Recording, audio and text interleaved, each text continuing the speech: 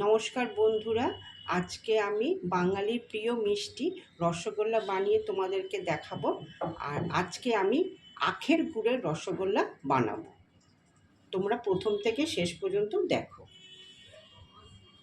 আমি দুধটা ঢেলে দিচ্ছি।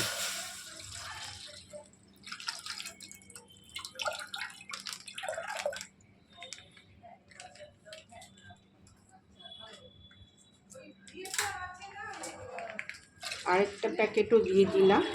আমি 1 লিটার দুধের করছি।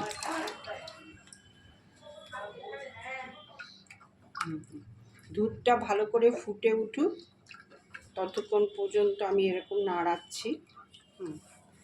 দেখো বন্ধুরা, দুধটা ভালোভাবে ফুটে উঠেছে। এবার আমি লেবুর রসটা দিয়ে দিচ্ছি। ভালোভাবে নাড়বো। তোমরা ইচ্ছা করলে ভিনিগারও ব্যবহার করতে পারো বা ছানা কাটার পাউডারও ব্যবহার করতে পারো।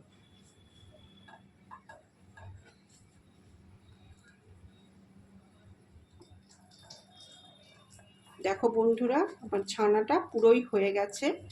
এবার আমি ঠান্ডা হওয়া পর্যন্ত অপেক্ষা করব। এবার আমি ছানাটা ছেঁকে নিচ্ছি।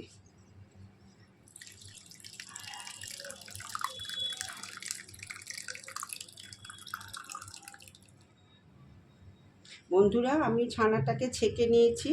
এবার আমি জলটাকে ভালোভাবে ঝরিয়ে নেব। তার জন্য এরকম করে ভালো করে চিপে নিচ্ছি যতটা সম্ভব।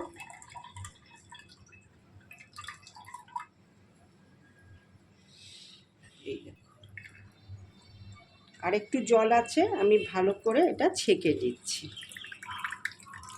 খুব বেশি চিপবো না, বেশি চিপলে কি হবে, ছানার সফট ভাবটা নষ্ট হয়ে যাবে।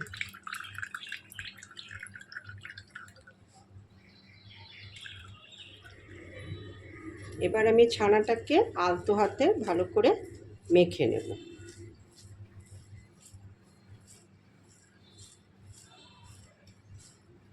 আর এর সঙ্গে আমি দেব 1 চামচ আটা। আর এটাকে ভালোভাবে আমি মেখে নিচ্ছি।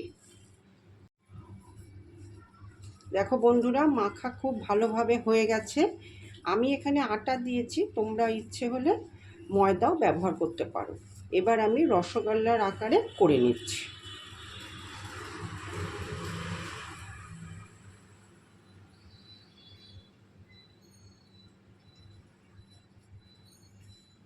আমি এরকম সাইজের করছি, তোমরা ইচ্ছা করলে বড়ও করতে পারো।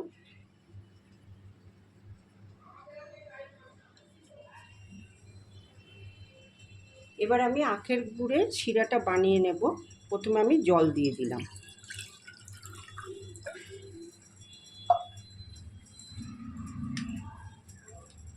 এবার আমি আখের গুড়টা দিয়ে দিচ্ছি।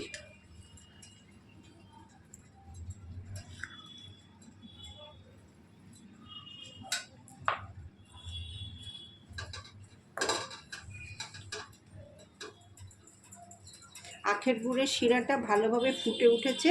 এবার আমি ছানার বড়গুলো দিয়ে দিচ্ছি।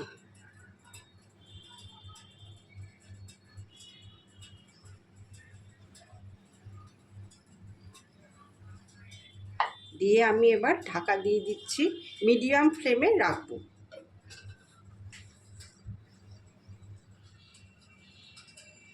দেখো বন্ধুরা, অনেকটাই ফুলে গেছে। এবার এটাকে লো ফ্লেমে আরও 10 থেকে 12 মিনিট রাখবো। আমি ঢাকা দিয়ে দিচ্ছি। তৈরি হয়ে গেল আখের গুড়ের রসগোল্লা। তোমরাও এভাবে বানিও, আর খেতে কেমন হয় অবশ্যই জানাবে।